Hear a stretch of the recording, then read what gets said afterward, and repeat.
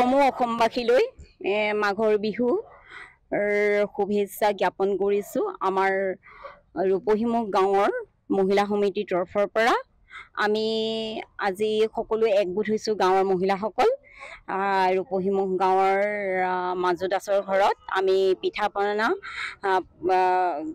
মানে মাঘৰ বিহুত খাবৰ কাৰণে আমি সমূহীয়াভাৱে আমি পিঠা পনা প্ৰস্তুত কৰিছোঁ।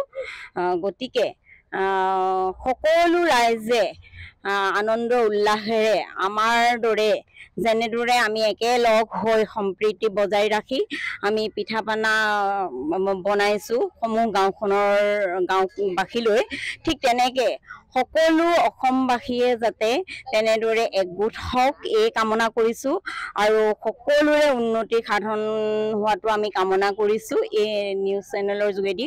আৰু আপোনালোক আহি যে আমাক অকণমান অসমবাসী ৰাইজৰ আগত প্ৰদৰ্শন কৰালে, সেইবাবেও আপোনালোকলৈ ধন্যবাদ জ্ঞাপন কৰি মই ববিতা দাসে সামৰণি মাৰিছোঁ।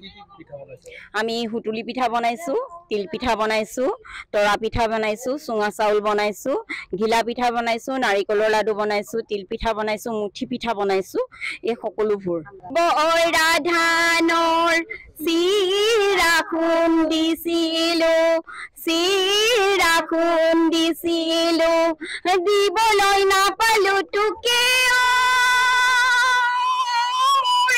মৰমৰ চেনাইটি, মোক দেখিলে কেলৈ নাচাও, মোৰ চকুলৈ কেলৈ নাচাও, নুবুজা নুবুজা মৰম নুবুজা, এই চেনাইটি যিদিনা বুজিবি, এই চেনাইটি সেইদিনা কান্দিবি, অকলে অকলে অকলে নিজানত, অকলে নিজানত বহি।